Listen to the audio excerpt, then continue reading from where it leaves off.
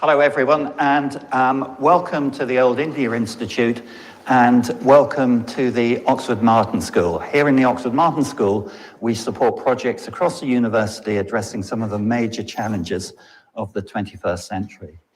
And we do talks and hear about projects across all fields of research, but my background is a biologist, and it's a huge pleasure to have one of the legends of contemporary biology with us this afternoon, Dr. Leroy Hood, Dr. Lee Hood.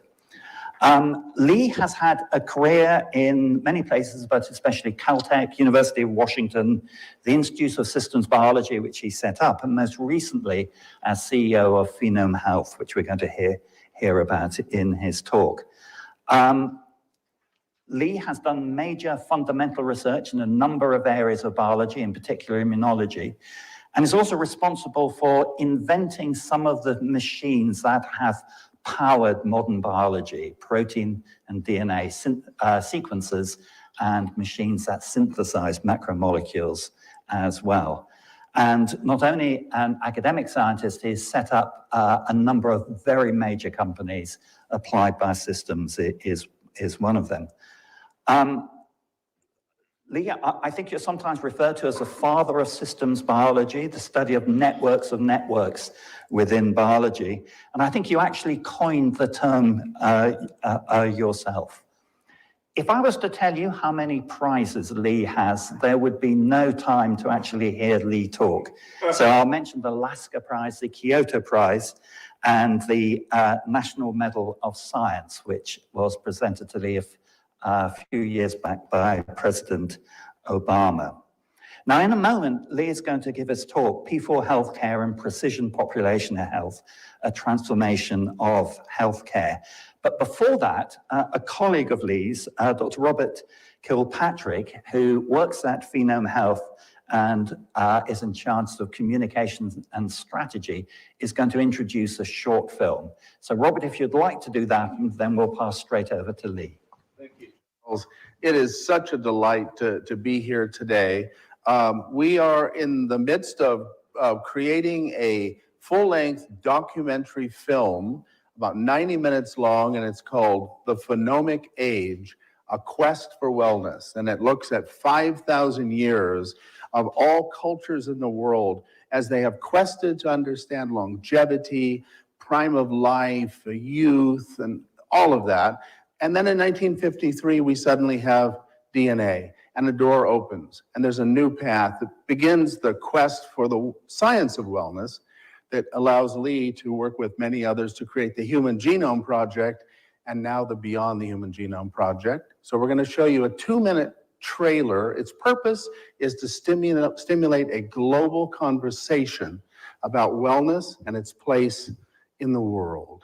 And our creative director, Maurizio Zigola, and his team from Milan, Italy, are back here. They're filming something today. And as you leave, if you want to chat to him, he has a lovely white Italian scarf on. So I'm done. Enjoy the show.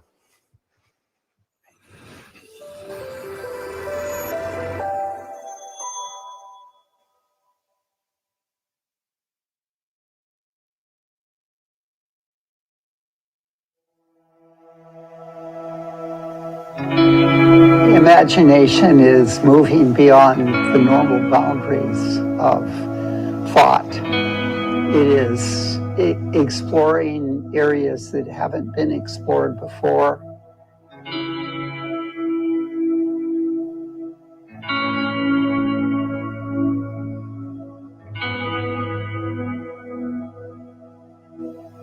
The advances in science, from my point of view, come through new ideas and new approaches and new strategies and new thoughts about how to think about the real world.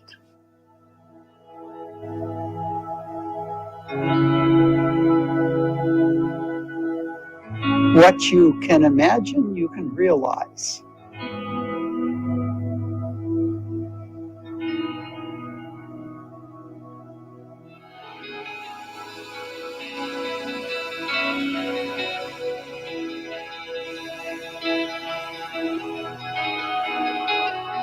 We see this as the largest change in medicine ever, a shift from a disease orientation to a wellness orientation.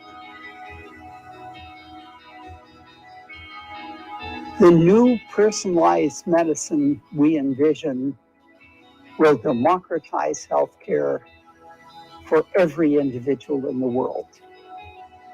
A social impact beyond our wildest imaginations.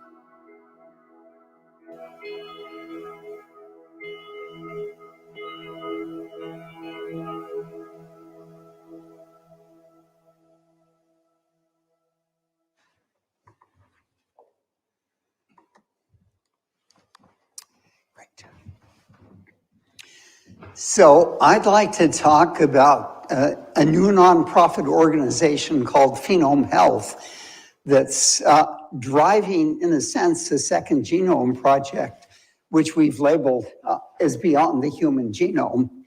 And I think the key point about this is it's a challenge for science, for technology, and for society in striking ways. And we need to bring that kind of cross-disciplinary diversity and power together to make it become real. What I'd like to do is tell you a little bit about my career because it frames how I think about wellness. And when I went to Caltech in 1970 as an assistant professor, I debated about the directions my lab should go and chose two. One was molecular immunology, in which I was well established at that point in time. But the second was to develop new kinds of technologies. My PhD advisor, Bill Dreyer at Caltech, had told me, you should always practice biology at the leading edge. It's more fun there. But he also said, if you want to fundamentally change a discipline, invent a new technology that lets you visualize things you've never seen before. And that was very much the focus of my interest in human complexity and trying to understand it. And I remember thinking at the time about the analogy of the elephants and six blind men, each feeling a different part of the elephant and declaring it was a spear or a fan or a stump. And of course, what was interesting about that is they only looked at the outside of the elephant and they only looked at a single part of the elephant.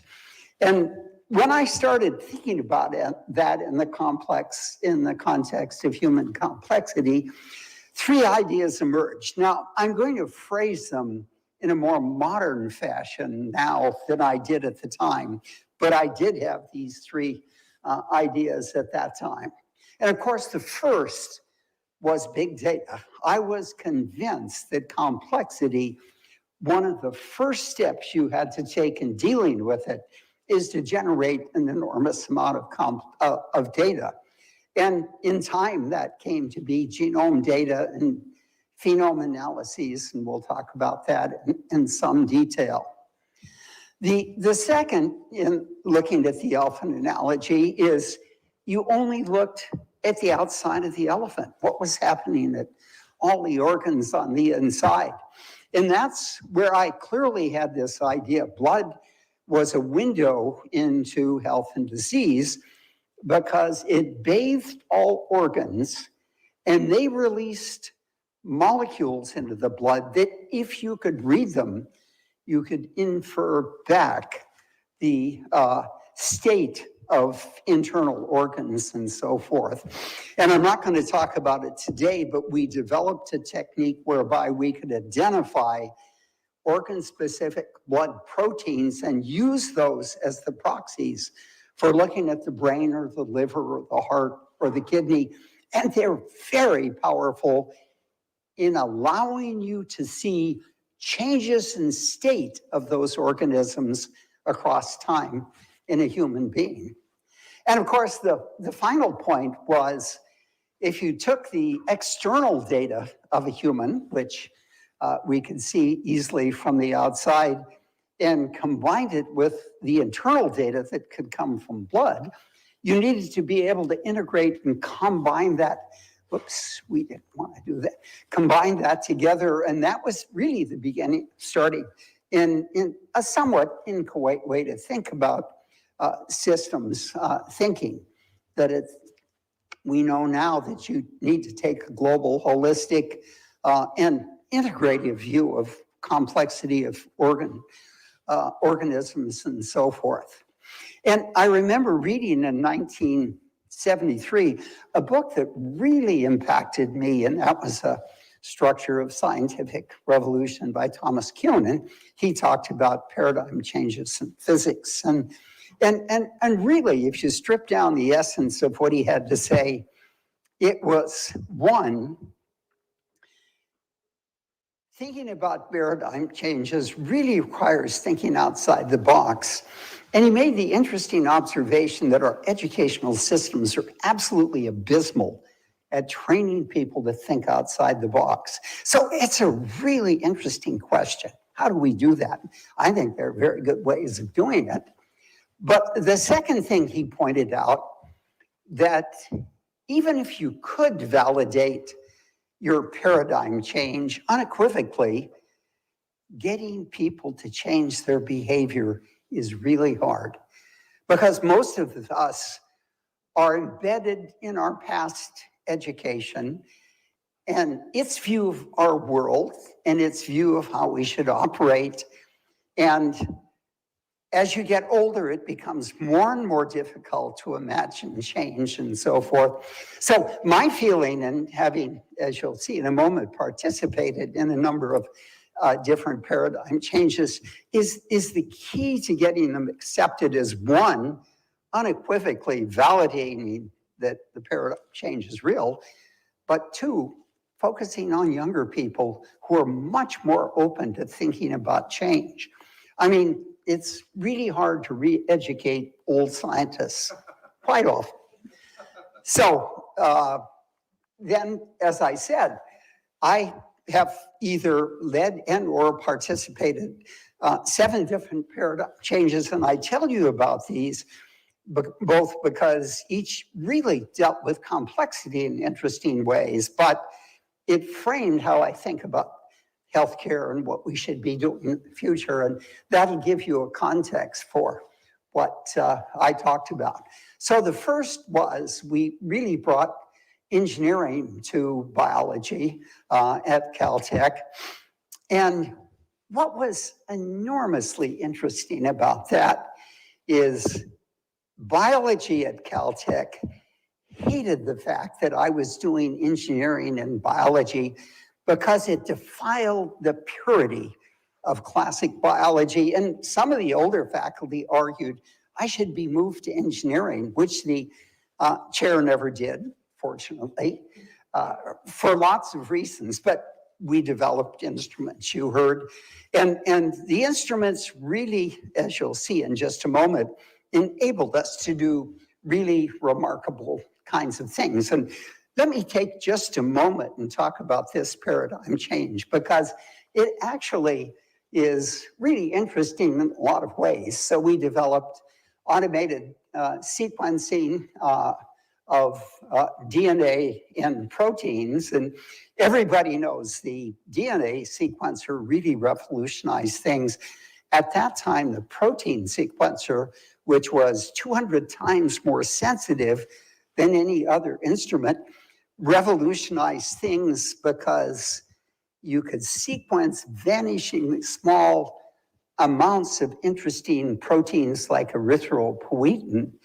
And with the other instrument, let me make, before I go to that, one more point. I always felt any real instrument that you developed, you ought to commercialize.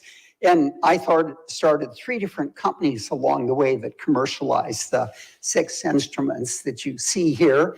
All of these things are successful today. And in fact, the automated inkjet technology synthesizer is what Agilent still uses today and everything. But what was interesting about the first instruments is they were an interesting integrated system. And what that meant is if we sequenced a vanishingly small amount of erythropoietin, we could translate that protein sequence into degenerate DNA sequence, and we could use that to clone the gene. Then we could analyze the gene with a DNA sequencer and even make antibodies against it with the peptide synthesizer. But this allowed us to open up a whole series of new fields. For example, we sequenced erythropoietin with Amgen, a company I was a co-founder of, and it became the first billion-dollar product in modern biotechnology. And it was very much against the classic drug view of the only good drugs are little molecules. And for a lot of reasons, little molecules are terrible drugs, and we could talk about that point if we wanted. But the other point I would say is it really made me think about the roles of academia and industry and what the relative roles are. So what academia is about is conceptualization and proof of principle. That's because it doesn't cost very much money. What industry is about is making instruments robust and then scaling them up. And these are all rough estimates on what it costs to do the DNA sequencer. And of course, that whole process starts all over again with second generation DNA sequencing and actually third single molecule DNA sequencing, which came out of Oxford here, many real ways and everything. And so what was the second paradigm change? Well, the automated DNA sequencer got me invited to the first meeting ever held on the Genome Project in the spring of 1985, where 12 of us were invited by Bob Sinsheimer to come and pass judgment on the Genome Project. And we did, and two interesting things came out of it. One, admittedly difficult, we were convinced it was going to be possible to do, especially with the automated sequencer, even of its early prototype form and everything. But two, we were split 50-50 on whether it was a good idea. And those against it were against it primarily because this was viewed as big science, which would take money from small science, which is what biology was all about that time. And I remember going out into the community in 86 and 87 and seeing that 80% of the biologists were absolutely opposed. And in fact, NIH was opposed up until the very end.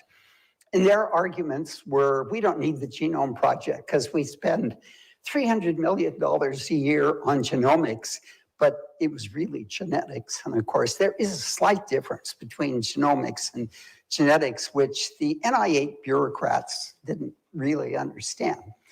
What, from my point of view, the complete genome sequence gave us was access to human variability and the capacity to compare it with wellness phenotypes and disease phenotypes. And we'll return to that later. What happened at Caltech, and again, the professors utterly hated this, is my lab got very big because I brought in all the different kind of cross-disciplinary people you needed to develop these technologies. And I realized that this probably wasn't healthy. So I argued to biology at Caltech, look, let me start an applied department where I'm going to recruit faculty who can represent all of these disciplines. That's the logical way to do it. And the engineers and the chemists loved the idea. The physicists were utterly indifferent, and the biologists categorically opposed it for reasons that are obvious, I think. But Bill Gates actually enabled me to move in 1992 to the University of Washington and set up the first cross-disciplinary department. And it was spectacularly successful in the 8 years of its existence. Phil Green developed the two major algorithms for the Human Genome Project, the ability to assemble fragments and the ability to assess the quality of DNA sequence. And Rudy Abersol and John Yates pioneered proteomics. They developed the first two critical techniques, one computational and one chemical, that really fueled this whole new discipline. And we invented the inkjet technology there and so forth. But I really wanted to build on top of that cross-disciplinary department, systems biology. But I learned my first big lesson then about dealing with big bureaucracies, because at Caltech, you don't have any big bureaucracies. So, and that was, there were 100 ways I was blocked from setting up a really effective systems biology approach. For example, when I talked to the head of computing about my needs for computation for systems biology in the future, he came down and showed me this really small janitor's room, and he said, that's all the computing space you'll ever need for anything you're going to do as a biologist. And I decided that, and for 10 other reasons, that I resigned in 2000 and started the Institute for Systems Biology. And we took these global and holistic approaches to things. And, you know, systems biology really underlies a lot of what we look at today in biology. But systems biology is very much big data and generating a lot of information, but it's then converting it into biological networks, which are the physiologic framework and the underpinning of a lot of biology. And then it's looking at the dynamics of these systems so you can come to understand them in some detail. But early in 2000, I looked at medicine and healthcare and decided that what was key in the future for healthcare were the 4 Ps: predictive, preventive, personalised, and participatory. And we'll talk about all of those in more detail in just a moment. But what healthcare was really all about were 2 things: wellness and disease. And in 2000, let me tell you, nobody in medicine thought about wellness in any way.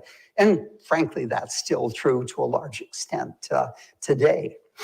And so I started thinking about a lot of technologies and strategies we could use for beginning to study wellness.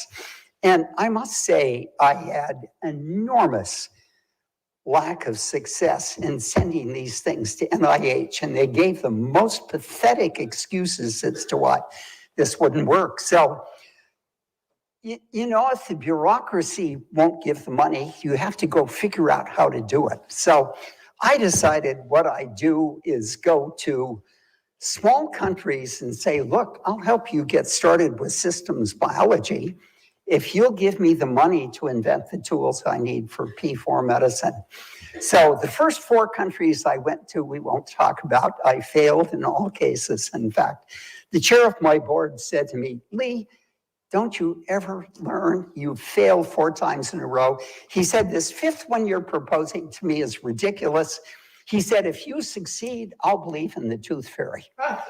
And I went to Luxembourg, and we persuaded them to put in $20 million a year for 5 years. And that really revolutionized what we could do in technology and computation, really set us up then for thinking about wellness, which we really started in 2013 or so. And again, I remember going to Francis Collins in 2013 and saying, look, I wanted to start a pilot project of 100 people and to use very dense data and analyze the phenomics as well as the genomics and come to understand wellness better. Francis gave me this very sanctimonious, Lee, NIH is only interested in disease. We will never support wellness. So again, I went back and raised the money to do that small project from philanthropy, and that enabled us then to start a company called Airvale, which over 4 years allowed us to recruit 5,000 individuals, and for each generate longitudinal data clouds that have really been transformational in understanding human biology. And I'll give you some indications of what that's all about. So what happened in 2016, the CEO of Providence, a large healthcare system, 51 hospitals in 7 different states, came to me and said, look, we'd like to make you our chief science officer. And I thought, what a terrific opportunity. And as it evolved, and I started thinking about this new position I had, I decided the best thing I could do was push a project that was 200 times larger than the original 5,000 person project, namely argue we should look at the genomes and phenomes of 1 million people. And that is the project we call Beyond the Human Genome Project. And I will say what I learned at Providence is that healthcare systems can even be more conservative than bureaucratic state systems. But that's another interesting story. And that, in fact, is why I resigned recently and started this company called Phenome Health. And that's what we're going to talk about now. So what did I learn from these things? It was a fascinating experience going through those. It really changed how we thought about biology and medicine, each of those paradigm changes. Each of them was met with enormous skepticism. But the next thing is by far the most important thing. Every single one of those paradigm changes required a new organization to emerge from. Truly innovative ideas rarely emerge from old organizations. And quite frankly, academia has major problems in this regard. Now, there are ways to do it, but most people don't think about those ways. You need to be able to continue, although many of your colleagues are laughing at you. And of course, how do you really prove a paradigm change? Well, first, it's demonstrated success and then re-educate people. And those are all challenges, but those are things that you need. So 21st century medicine, the 4 Ps, and the fact that they represent 2 domains need to be seamlessly integrated together to give you the essence of what P4 medicine is. And in fact, the first 3 Ps are all science. And I'll say to a first approximation, we know how to do those pretty well, and the future is pretty extrapolatable. The 4th P is all about psychology and sociology and education. And here's a P that we'd love to see if Oxford Martin couldn't help us with in various ways and so forth. And in a sense, we're talking about deep medicine here at its natural stage and extent. So the 4th P, it's about the players that are in the healthcare system, the patients, the physicians, the healthcare leaders, the regulators, the academic and industrial members of this healthcare constituency. And for each of them, you have to take different approaches. And how do you solve the problems? Well, for the majority of them, I think the major way you solve the problem is 1, prove you can really increase the quality of healthcare, and 2, show them that you're going to save them a boatload of money in costs. And we can do both of those across the 10-year period that I'm proposing. How do we go to the various classes and minorities and the anti-science and anti-vax people and persuade them to participate in the number in healthcare and later to underdeveloped countries? I mean, this represents a whole series of challenges, and you need different approaches for each of these kind of things. It would be great to have a discussion on that. I'll talk a little bit more about that later. And I think it's going to be this data-driven wellness that are really going to allow us to tackle what I call the 5 fundamental problems of contemporary medicine. So it's quality, it's the aging population, it's the explosion of chronic diseases, it's cost, and it's diversity and equity. And I think we have really superb solutions for all of those, and you'll come to understand at least some of them. And we would really like to, if we're not able to move medicine from you pay doctors according to how many patients they touch to a value-based motivation that argues you have to keep populations healthy, we'll never succeed with this endeavor. And that is one of the major objectives of this whole program in the future. So, we're going to change the world in ways we can only begin to imagine, because it really has the potential for democratizing healthcare for the world if we can solve this P4 challenge. And it is absolutely an enormous one. So on to Beyond the Human Genome project. So the first genome project took 13 years to do one genome. What we propose to do in 10 years is 1 million genome sequences plus their longitudinal phenomes, and we'll define that in a few moments. And of course, what we want to do with these data are convert them into actionable possibilities that, if acted upon by the relevant individual, will allow them to improve wellness and or avoid disease. And in a moment, we'll talk a little bit more about how we define these actionable possibilities. I will say, for actionable possibilities, we came up with about 200 of them in the Airvale program for 5,000 people. I think we'll come up with more than 10,000 in this larger program, and we're going to need AI to deliver them to physicians, because they will not be able to understand the complications, and you'll understand why in a moment. So we are proposing to the federal government, I have proposed, that we do this project for $10 billion over 10 years.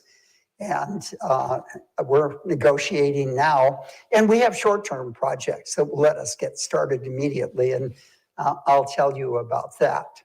But what we've done at Phenome Health is we've assembled the key partners we need to really carry out this kind of program, with other partners that we will continue to add as we go on. And of course, what moves us beyond the Human Genome Project is longitudinal phenomics, which we'll define now. The genome, more or less invariant across your life, apart from cancer and a few rare mutations. And of course, the phenome is essentially the convergence of your genome, your behavior, and your environment. And they impact your life at every instance, all the way across your transition from infancy all the way up to your final adulthood and everything. And we can analyze these phenomics in hundreds of different ways, but what we found quite successful is to measure blood analytes, to measure the microbiome, to use digital health kinds of mechanisms, and other things that we'll talk about a little bit later on. So with the human genome and a single genome prototype for getting started, and now we want to do 1 million and be able to sample them across the transitions that occur naturally in life, transitions in normal development and transitions from wellness to disease. And the phenome marks those transitions absolutely beautifully. So what is the essence of what we're really talking about here then? Is that we have the ability to follow your health trajectory in a data-rich manner, and then to use the data we generate to optimize that health trajectory. And what do we mean exactly by a health trajectory? Well, that's your lifetime of health. And I would say health has 3 very separate divisions: wellness, it has transitions to disease, and it has disease and progression. And we'll see that we can increase the dimensionality for everyone of their wellness, as well as extend its length. We can now identify biomarkers that mark the earliest stage of transitions to chronic diseases and use those in the future with appropriate partners to reverse the disease before it ever manifests itself as a disease phenotype. And we will show you some really interesting approaches for precision medicine we can use to deal with disease itself. So in the future, what we'd like to do is reverse your transitions as they come up and keep you in a perpetual state of wellness, with the idea that you could move into your 90s or even hundreds, mentally agile, physically capable. And the really interesting question, which we're going to return to later, is if you get 30 extra years of functional life, what are you going to do with it? That's a deep question that's very interesting. We think this will be the largest paradigm shift in the history of medicine. We have two proof of principles, Aravale, that I've described, and I'll talk about some of the conclusions we can draw from those data. And we have a new partner going forward called POSIT, which deals in a digital manner with brain health. They have digital measurements that can assess 25 different cognitive features, and they can fill in cognitive deficiencies beautifully, again, with digital kind of training and so forth. And I'll say only a little bit about that, but I want to point out they've carried out 250 clinical trials and more than 10,000 patients. So the evidence and the data are really quite compelling that this is really essential for brain health. And I'll ask you, how many physicians have ever asked you how your brain is? Physicians utterly ignore brain health. And the brain health is every bit as important as the body health in really keeping you functional, obviously. So in Aravale, we did complete genome analysis. We looked at 3 different types of blood analytes twice a year, almost a little more than 1,000 of those, proteins, metabolites, and clinical chemistries. We did the gut microbiome twice a year, and we used Fitbits and other measurement devices for physiology. And these data for each individual could be analyzed in terms of these actionable possibilities. And I'll show you exactly how we did that in just a second.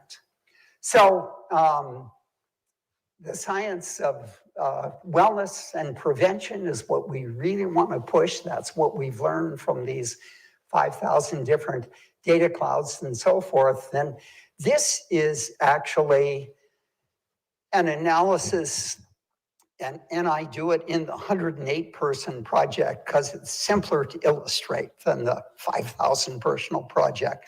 But basically, we were able to take 6 different data types and ask for each data bit within a type what statistical associations they had with data bits in the other 5 types. And we were able to identify essentially 3,500 of these correlations. And then what we did is manually look through and took the most interesting correlations and went to the literature. And from that, we could validate actionable possibilities that came from tying together these 2 different points of information. And an example of that is I was in the first program, my vitamin D level was microscopically low. So my wellness coach said, oh, start taking 1,000 international units of vitamin D and it'll come back very nicely. Didn't touch it. And then we looked at my genome carefully, and it turned out I had 2 variants in genes that led to blocking the uptake of vitamin D. So I had to have mega doses of vitamin D to elevate me up to normal levels, and then quite large doses to maintain me there. So that was an actionable possibility that without the data, you would never, ever have figured out. And we had 200 of those. It's integrating different types of data that really let you come up with different actionable possibilities. And we call that quantitative wellness or scientific wellness.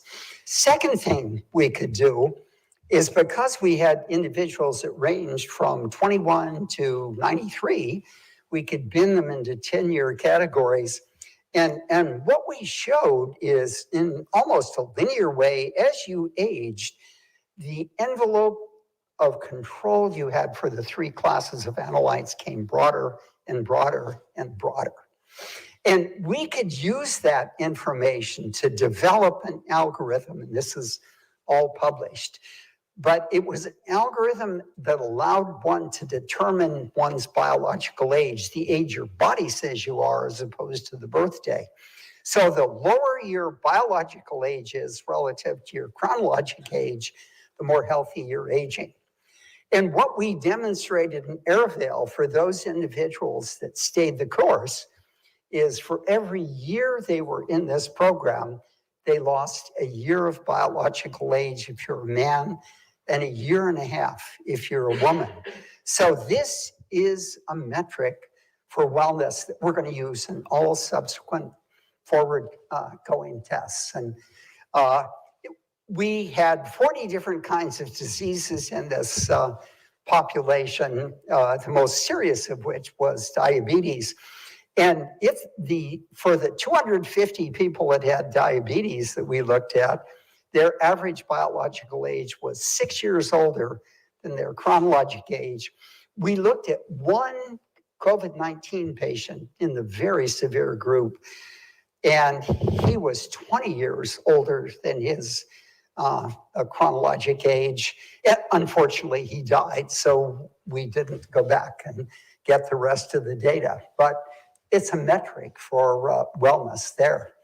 So those are all about the science of wellness. And now we'll talk about the science of prevention. Because we had whole genome sequence, we could take polygenic scores and convert them into genetic risk for the 5,000 people, and then bin them from very low to very high and three categories in between. And the first one we looked at was risk for Ldl cholesterol. And what you see in orange there is the level of cholesterol in people that weren't taking statins or other equivalent chemistries, and it goes up in a beautifully linear kind of fashion. And what we were able to demonstrate very effectively is if you had a high genetic risk for Ldl cholesterol, a proxy for heart disease, you could only bring it down with statins. If you had a low genetic risk and high cholesterol, diet and exercise worked beautifully. And the important point is, for all of these polygenic scores, we're going to treat low-risk and high-risk people differently in the future as we come to learn exactly what these mean. And we'll watch the high-risk people very carefully to identify their earliest transition state and try and reverse it before it becomes clinically manifest. And the final point I'll make about these data was, what was absolutely fascinating is we saw 167 individuals that transferred from wellness to a diagnosable disease. We took 10 of these that diagnosed various kinds of cancer, and we looked at blood samples drawn prior to the diagnosis. And we asked for each blood sample, were there any of the protein analytes that were out of alignment with the average concentration of proteins in normal individuals at that point in time, that blood draw in time? We had all of that data. And for all 10, we saw a multiplicity of proteins, and more than half the proteins gave us deep insights into what the nature of the cancer was. And what we hope to be able to do is to use those early transition biomarkers in collaboration with pharma and academics to reverse the disease at that point. And it's a real hope for being able to deal with chronic disease in the future. With the 1 million person project over 10 years, we estimate we'll have 250,000 transitions, and that'll give us incredibly powerful statistics for being able to pinpoint precisely what type of transition we're looking at. And a final point, we just submitted a paper on something we call a metric for metabolic BMI. So as you know, traditional BMI is height and weight kind of measurement thing, but you can do the same thing with metabolites. But the metabolite BMI is better in two ways. One, if you're a really muscular athlete, you're almost always classified by traditional BMI as obese or enormously obese. And it's just a lot of muscle.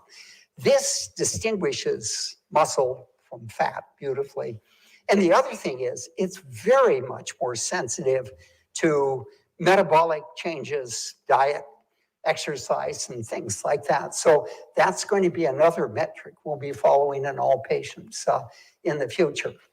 So there are really two kinds of wellness, right? One is the classic wellness that you all know about, exercise and diet, sleep and stress management and so forth. And there are a gazillion kind of companies that are using these in various ways. The second type of wellness is this data-driven wellness, where from either the genome or the phenome or the integration of different data types, we can get new kinds of actionable possibilities. And what is critically important is the data-driven wellness give us deep insights into how to optimize classical wellness. And there's a company out there called Zoe that shows this beautifully with the gut microbiome and health with regard to diabetes and things like that. But so these things together are going to be enormously powerful in the future, and we will integrate those all together into a coherent fashion. And of course, the brain health, the ability to do these 40 measurements that look at 25 different cognitive features. 10 minutes left? Wow. I think I need another hour. Anyway, we can look at many different cognitive features, and what Michael Merzenich, who invented all of this, demonstrated beautifully is for ordinary adults, you rise to a cognitive maximum in the mid-30s and you fade away and die. He took 1,000 80-year-olds and showed with appropriate training, you could convert them back to what they should have been in their mid-35s. So it means there's a lot of hope for all of you who are starting to forget things, that these things can be reversed. The gut microbiome has done many things, one of which is we've shown beautifully recently, the gut microbiome has enormous effects on what statins do to you, both with regard to what we want them to do, bringing LDL cholesterol down, but they also can impact major side effects like type 2 diabetes. So you need to know what your gut microbiome is relative to statins, and we think it's going to be true for many different drugs. And I'm not going to show you this all. I'm going to skip by. The microbiome has some very interesting things to say about aging. So what about Phenome Health? We've put together 7 partners, and I'll just talk about the first major partner, that's Guardian Research Network, which is an organization that interfaces now with about 140 hospitals, 30 million patients. All of them have been consented for programs like this. They've learned to extract electronic health records, both structured and unstructured, doctor's notes and things like that. So that is immediately accessible to us. And they lie across major minority populations, so we can recruit the kind of diversity we want. Technicity has let us build an incredible multi-omic platform that does a lot of the other kind of things we need here. We've talked with NIH, DOE, and the VA. They think both were different and interesting to collaborate. We have a great advisory board. I've talked to Congress and got a really terrific reception. And we've introduced a healthcare system to join us where we're going to take the science of wellness and prevention to their family practitioners to get started in this whole endeavor. Jeff Wilkie was number 2 at Amazon, an incredible guy. He's going to lead the board that we have now. Roger Perlmutter, number 2 at Merck, and he's a student of mine and a very good friend. Victor Zhao is head of the National Academy of Medicine, and all the rest of these are very distinguished people. We've gathered together for Phenome Health, really a terrific team, one of the best over the years that I've actually worked with and everything. And where do we stand now in implementing this? I won't go into all the details now, but let me say we're going to increase by more than order of magnitude the amount of data we're going to be generating. And this is really going to be transformational, bringing in brain health, bringing in electronic health records, and bringing in social determinants of health and patient outcomes and being able to integrate them. And we've set up with our partners these various aspects that can be controlled by this core database system and so forth to generate all sorts of new kinds of things.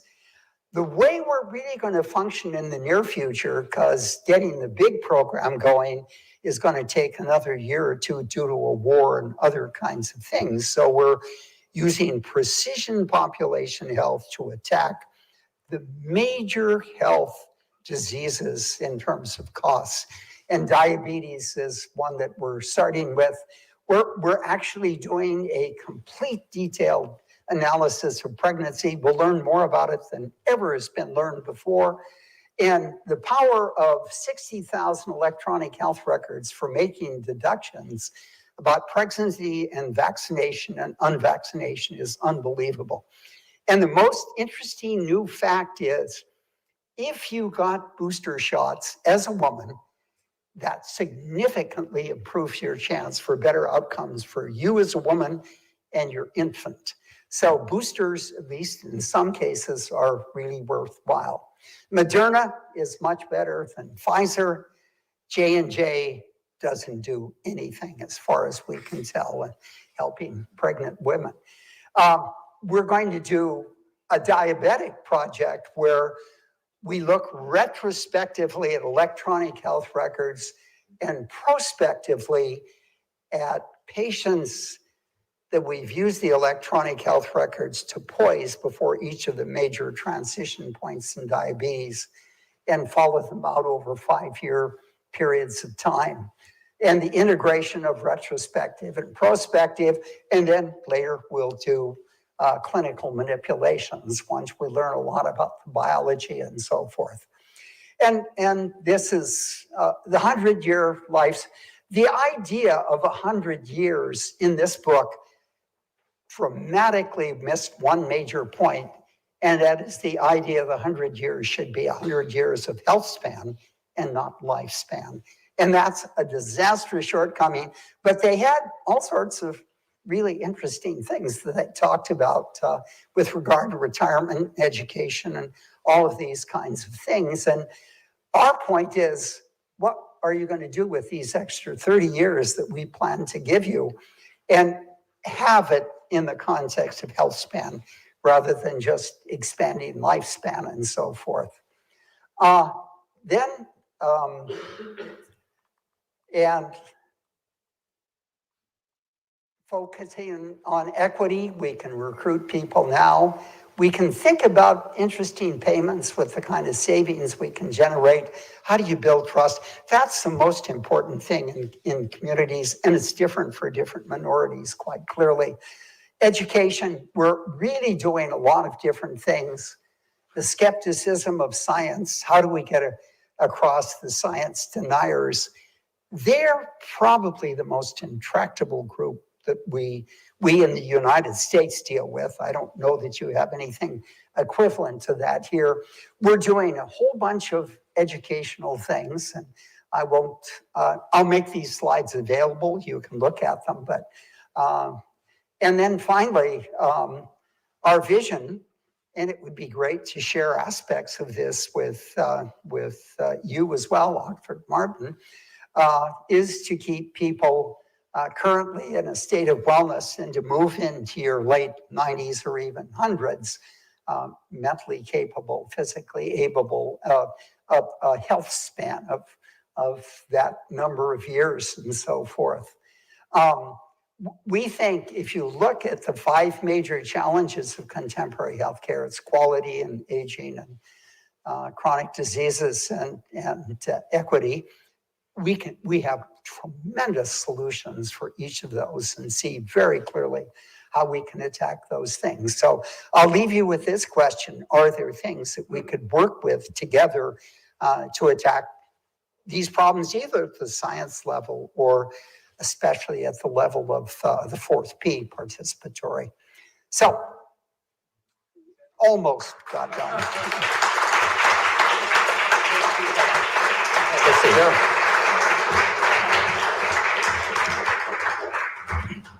Lee, thank you very much for that wonderful tour de force, and I'm sorry we hurried you a bit towards the end. We have an online audience, and can I say to the online audience, if you want to ask a question, or if you want to vote on a question that's been asked by someone else, please do, and Clara at the end is going to harvest some of them. Lee, could I start off with a question? So one of the challenges that you put at the end there is cost. And both in your country and our country, even though we've got different models of providing healthcare, we're both facing the same challenges of escalating healthcare costs.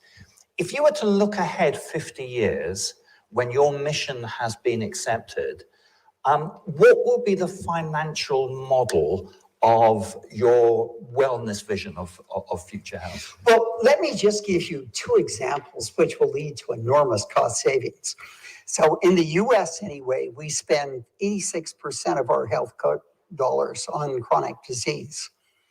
I think in 15 years, we will have eliminated most chronic diseases by this early reversal, which will be infinitely less costly than dealing with the disease. So I think you're talking about hundreds of billions of dollars there.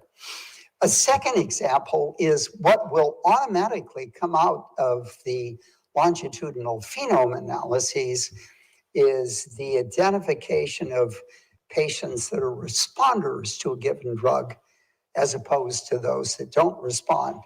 And the statistics in the US are, 1, we spend more than $600 billion a year on drugs.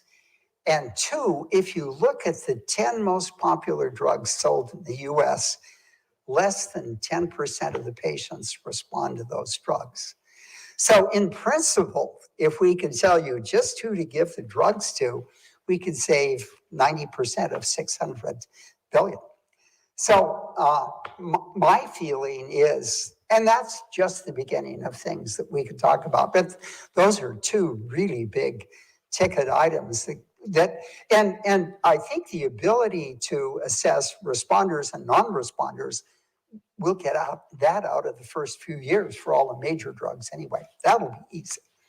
The transitions I think we'll get the transitions to major diseases because we'll really focus on those initially, much earlier than some of the rarer kinds of things.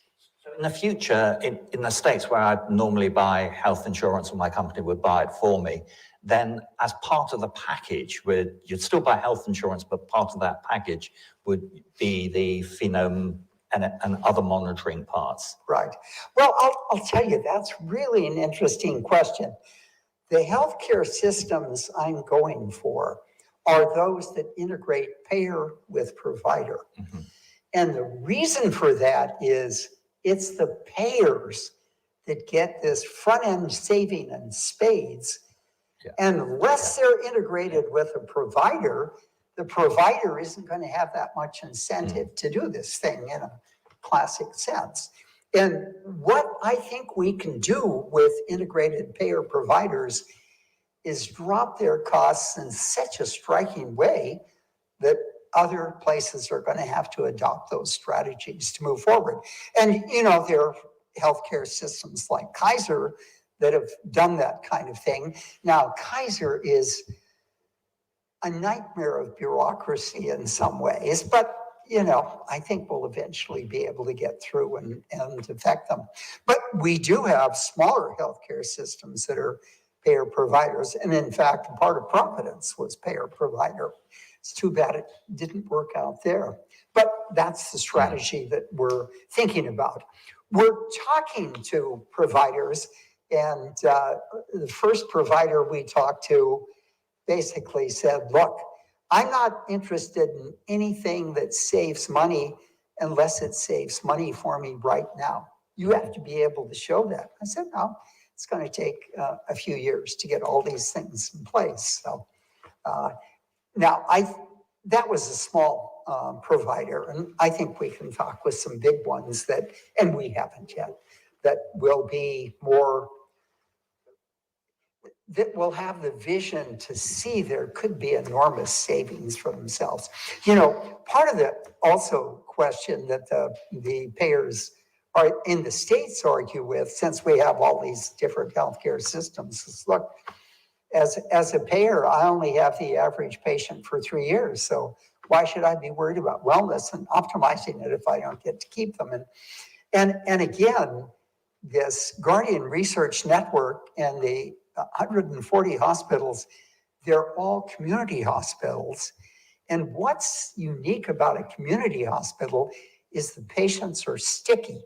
That is, they stay with the same doctor and the same hospital their entire lives. So those are the ideal contexts in which to operate.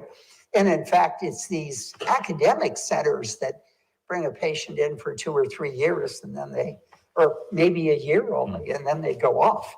So I think academic centers are really going to have to rethink some of the things they're doing now. And those are the kind of unexpected results that come out of all of this. Thank you. I have a question from the audience. Yes, if you could just wait for the... oh, yeah, it'd be great if you'd speak microphone. into the microphone, yeah. Oh, sorry, it was the person in front of you. Sorry about that. Thank you. Great talk. Would you mind just saying who? Because I'm Rahimi, I'm the director of Oxford Martin Deep Medicine Program. And what you just presented resonates very much with our thinking and our work. And my question was going in the same direction as what Charles asked, and I think you partly addressed that. I think the business model in this is going to be key, given that in most healthcare systems, the payer is not the same as the decision maker, as is not the same who is going to benefit from this. And I think even with integrated healthcare solutions such as Kaiser, there would still be the challenge where the frequency is paid for. I think, as you've just described, that is your 4th P and the major challenges for us to think about it. But given that you've answered that question, I take the opportunity to just ask the next question. And what I found fascinating about the project was that it is not just about discovery. It is not about coming with new solutions, new drugs. It's about returning results to patients. Absolutely. And that makes them different from all the million-person projects out there. Yeah, but will it have a component of, because what we have seen before with many of these large-scale products, programs, ultimately they lead into search for new compounds targeting a smaller set of population, whereas here it is about saying these are the interventions that we have already available to us, let's say statin, lifestyle interventions, and we primarily focus on the subsegment of the population that is going to benefit from that most. So that is roughly, I think, what I understood is what you're aiming for. And the question in this is what we have seen before is that is almost impossible statistically to just dichotomize saying responder versus non-responder. And in many settings, let's say you brought the example of polygenic risk scores, the challenge that we're facing, that you have to set some sort of a threshold. There's almost no group within that population that would not benefit from it. So we get exactly to the same point about cost benefit. So it becomes the business model. So the two are intertwined. And I was wondering whether you have thought about that and how would you want to address that? Well, one of the things we're doing is taking a really beautiful polygenic score program and attempting to convert those data and translate them into functional networks. And we can do that beautifully by identifying in various ways the genes that they modify and things like that. If you do that, you end up coming up with very compelling arguments about just what it means and what you can do. And a beautiful example of this is we're studying 5 generations of a family where the 3 earliest generations we have complete genome sequencing on, and we've got little phenomic information on. And what we can show, this family has an enormous propensity for Alzheimer's, okay? What we can beautifully dissect is the dominant gene that causes Alzheimer's, ApoE4, and its effects from the polygenic scores. And with the distribution of the individual variants in the families, you can begin to segregate out just what individual things are doing and map it to phenotypes of the individual, phenomic and or genomic and so forth.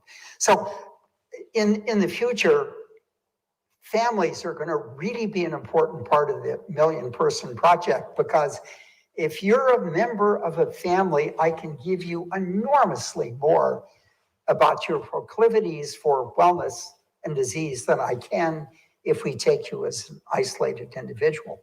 It is kind of the same as converting single bits of data into networks, where the components within a network all confirm that this component here has behaved in the same way as the rest of the network, and you don't have to worry about multiple hypothesis testing, is it real, and all those kinds of things. With the systems approach, you can show it's real. And the really important part of that is it reduces enormously the dimensionality of clinical trial numbers that are required to get really compelling data. And this example I gave you of parsing for clinical markers that will allow us to segregate diabetes patients poised prior to transitions or to the identification of subtypes, and convert then into a 4 or 5 year clinical trial with 4 different examples of transitions, something that in the natural history of the disease could take 20 years to do. It changes the time dimension and it changes the number dimension if you have all of these different dimensions. And, classic population geneticists really have a hard time with that. But I have a great slide, but I figured it was too complicated to show here, that, kind of illustrates some of those kind of things. And actually, I'm writing a commentary for Nature on that. We'll see if we get that published. But in COVID, we did unbelievable things with a 1.5 to 2 year clinical trial on 300 patients. We gained enormously deep insights into immune trajectories, disease trajectories, drug trajectories in ways you just couldn't do with conventional clinical trials. Thanks so much. Yes, David. David Sherratt. I'm a geneticist and biochemist here in Oxford. Early in the talk, you talked about the plasticity of young minds and young bodies. So how do you get your views and thoughts into medical schools and medical training? Because that's the crux, no? It is the crux. And I'll tell you, if you go to the really good places like Hopkins, and I went to Hopkins 3 different times about 2 or 3 years ago, trying to persuade them, 1, to think about adopting this kind of systems view of medicine, but 2, trying to think about reformulating medical courses. And the course they need most is precision population genetics. They could learn so much about all these things that we're talking about. And Hopkins totally, look, I was a graduate there. They love me. They think I'm one of their big successes, but they were totally indifferent to doing anything with me. So I went to Tampa 3 weeks ago and talked with a very young academic medical center there. And I have the dean so excited that he's agreed to do the one thing I told you about. He's willing to take family practice and bring in the science of wellness. Well, this data-driven approach to things, and then the science of wellness and prevention. But he also wants me to help design a medical school course. And we've just finished a textbook that will probably be published in the next year or so called Systems Biology and Systems Medicine. It has some great chapters on what systems medicine is, precision medicine, and what P4 health is, and a lot of the population stuff that so that's an ideal kind of book to start the students out. But the population health thing, it would all be taught by papers because that's all contemporary stuff and there are no textbooks out there for it. So I think, the arrogance of excellence is palpable, and you have to just move away from the arrogance of excellence and go to good places and these excellent, arrogant places may not be excellent all that much longer if they're continue to be resistant. So we'll see. A good lesson for us all, I think. I'm going to go to an online question from Simon Griffin. And Simon points out that trials for provision of genetic and phenotypic risk information and actionable advice has very frequently led to no sustained change in environmentally acute health behavior, such as diet and physical activity. So even though you know what's wrong, it's very hard to get individuals to act on that. I can't argue with that in the slide. That's why the participatory is so key. And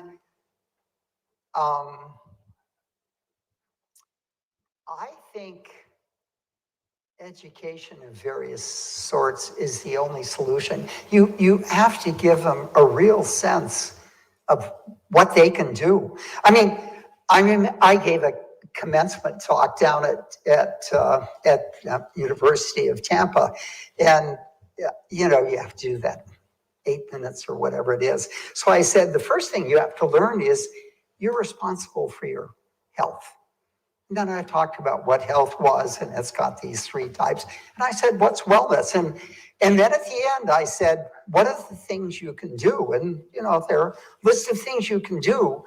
And there is an infinite list of things you can hope for in the not too distant future if you're, close to some of the places that will adopt some of these data-driven wellness kinds of opportunities and so forth. And I'll tell you, I got a really terrific reception from, a small subset that returned it from the 3,000 or 4,000 people out there, but people understood it. But it's one thing to say, oh, gee, I really like that. It's another thing to practice it. And how you change behaviors is, I think one of the ways you change behavior is we teach kids in school what this is all about. So we've recently designed, we have 6 people at ISB that I set up many years ago now that teach K through 12 education, and they're utterly superb.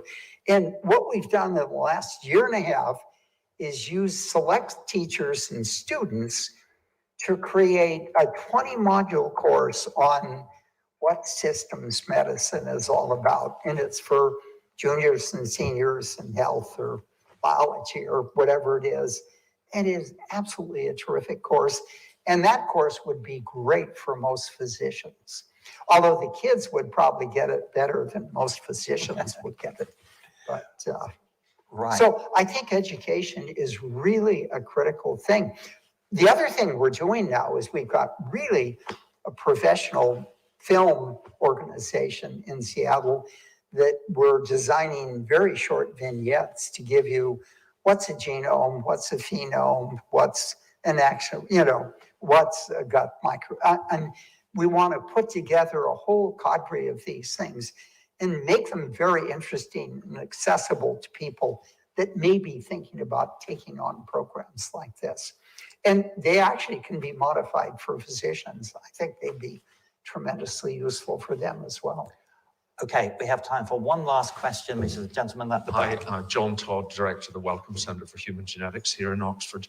There are effective altruism organisations, non-profit like 80,000 Hours, that are coaching motivated and caring kids and educating them and training them to tackle major impactful global problems, including healthcare. My question was, we have an NHS, 50 million people, second largest workforce to the Chinese army. There's a new cohort, Our Future Health, of 5 million people, a tenth of the NHS patients. Why don't you join forces with Our Future Health? Well, we talked with the director of that program, and he's agreed. It'd be great for us to join forces. That's exactly why I'm here now. I'm trying to create partnerships that are real, and I think that's spot on. I totally agree with you. I mean, the question is, what we can give them is really obvious. It's partly what can they afford to pay for at this point in time. That's the challenge. But one of the great things, and maybe I already said this, is the 10-year program will really drive down the cost of phenomics by orders of magnitude over the next 5 to 10 years. And that's just as the first genome project brought the cost of genome sequencing down, 10 to the 6th, 10 to the 7th kind of thing. Okay, we could go on talking for ages. This is so fascinating. I'm afraid we have to bring it to a close now. Just before thanking Lee, can I say that our next event here is in nearly 2 weeks' time, on Wednesday, the 8th of June.